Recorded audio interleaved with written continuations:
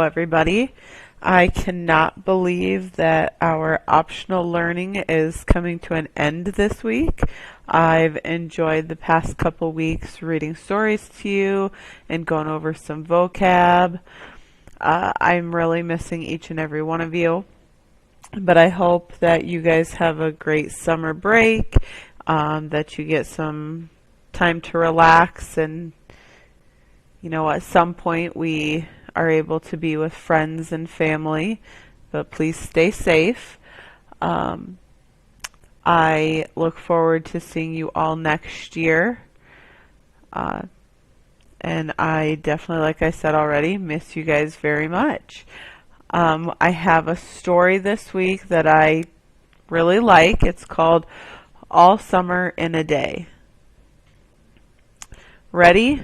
Ready. Now? Soon. Do the scientists really know? Will it happen today? Will it? Look, look, see for yourself. The children pressed to each other like so many roses, so many weeds, intermixed, peering out for a look at the hidden sun. It rained. It had been raining for 7 years, thousands upon thousands of days, compounded and filled from one end to the other with rain, with the drum and gush of water, with the sweet crystal fall of showers, and the concussion of storms so heavy they were tidal waves come over the islands. 1,000 forests had been crushed under the rain, and grown up 1,000 times to be crushed again. This was the way life was forever on planet Venus. And this was the schoolroom of the children of the rocket men and women who had come to a raining world to set up civilization and live out their lives. It's stopping! It's stopping! Yes, yes! Margot stood apart from them, from these children who could ever remember a time where there wasn't rain and rain and rain. They were all 9 years old, and if there had been a day 7 years ago when the sun came out for an hour and showed its face to the stunned world, they could not recall. Sometimes at night she heard them stir in remembrance, and she knew they were dreaming and remembering gold or a yellow crayon or a coin large enough to buy the world with. She knew they thought they remembered a warmness, like a blushing in the face, in the body, in the arms and legs and trembling hands. But then they always awoke to the tatting drum, the endless shaking down of clear bead necklaces upon the roof. The walk, the gardens, the forest, and their dreams were gone. All day yesterday they had read in class about the sun, about how like a lemon it was, and how hot. They had written small stories or essays or poems about it. I think the sun is a flower that blooms for just 1 hour. That was Margot's poem, read in a quiet voice in the still classroom while the rain was falling outside. "Ah, you didn't write that," protested one of the boys. "I did," said Margot. "I did." "William," said the teacher. But that was yesterday. Now the rain was slackening, and the children were crushed in the thick windows. "Where's teacher?" "She'll be back." "She'd better hurry. We'll miss it." They turned on themselves like a feverish wheel, all tumbling spokes. Margot stood alone. She was a very frail girl who looked as if she had been lost in the rain for years, and the rain had washed out the blue from her eyes and the red from her mouth and the yellow from her hair. She was an old photograph dusted from an album, whitened away, and if she spoke at all, her voice would be a ghost. Now she stood, separate, staring at the rain and the loud, wet world beyond the huge glass. "What are you looking at?" said William. Margot said nothing. "Speak when you're spoken to." He gave her a shove, but she did not move. Rather, she let herself be moved only by him and nothing else. They edged away from her. They would not look at her. She felt them go away, and this was because she would play no games with them in the echoing tunnels of the underground city. If they tagged her and ran, she stood blinking after them and did not follow. When the class sang songs about happiness and life and games, her lips barely moved. Only when they sung about the sun and the summer did her lips move as she watched the drenched windows. And then, of course, the biggest crime of all was that she had come here only 5 years ago from Earth, and she remembered the sun, and the way the sun was and the sky was when she was 4 in Ohio. And they had been on Venus all their lives, and they had been only 2 years old when last the sun came out, and had long since forgotten the color and heat of it and the way it really was. But Margot remembered. "It's like a penny," she said, once eyes closed. "No, it's not," the children cried. "It's like a fire," she said, "in the stove." "You're lying. You don't remember," cried the children. But she remembered, and stood quietly apart from all of them and watched the pattering windows. And once, a month ago, she had refused to shower in the school shower rooms and clutched her hands to her ears and over her head, screaming the water mustn't touch her head. So after that, dimly, she sensed it. She was different, and they knew her difference and kept away. There was talk that her father and mother were taking her back to Earth next year. It seemed vital to her that they do so, though it meant the loss of thousands of dollars to her family. And so the children hated her for all these reasons of big and little consequence. They hated her pale snow face, her waiting silence, her thinness, and her possible future. "Get away!" The boy gave her another push. "What are you waiting for?" Then, for the first time, she turned and looked at him, and what she was waiting for was in her eyes. "Well, don't wait around here," cried the boy savagely. "You won't see nothing." Her lips moved. "Nothing," he cried. "It was all a joke, wasn't it?" He turned to the other children. "Nothing's happening today, is it?" They all blinked at him, and then, understanding, laughed and shook their heads. "Nothing, nothing."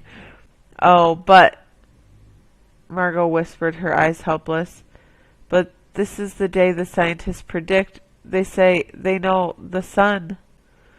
"All a joke," said the boy, and seized her roughly. "Hey, everybody, let's put her in a closet before the teacher comes." "No," said Margot, falling back. They surged about her, caught her up, and bore her, protesting and then pleading and then crying, back into a tunnel, a room, a closet, where they slammed and locked the door. They stood looking at the door and saw it tremble from her beating and throwing herself against it. They heard her muffled cries, then, smiling, turned and went out and back down the tunnel just as the teacher arrived. "Ready, children?" She glanced at her watch. "Yes," said everybody. "Are we all here?" "Yes." The rain slacked still more. They crowded to the huge door. The rain stopped. It was as if in the midst of a film concerning an avalanche, a tornado, a hurricane, a volcanic eruption, something had first gone wrong with the sound apparatus, thus muffling and finally cutting off all noise, all the blasts and repercussions and thunders, and then, second, ripped the film from the projector and inserted in its place a beautiful tropical slide, which did not move or tremor. The world ground to a standstill. The silence was so immense and unbelievable that you felt your ears had been stuffed or you had lost your hearing altogether. The children put their hands to their ears. They stood apart. The door slid back, and the smell of the silent, waiting world came into them. The sun came out. It was the color of flaming bronze, and it was very large, and the sky around it was a blazing blue tile color, and the jungle burned in the sunlight as the children, released from their spell, rushed out, yelling into the springtime. "Now don't go too far," called the teacher after them. "You've only 2 hours, you know. You wouldn't want to get caught out."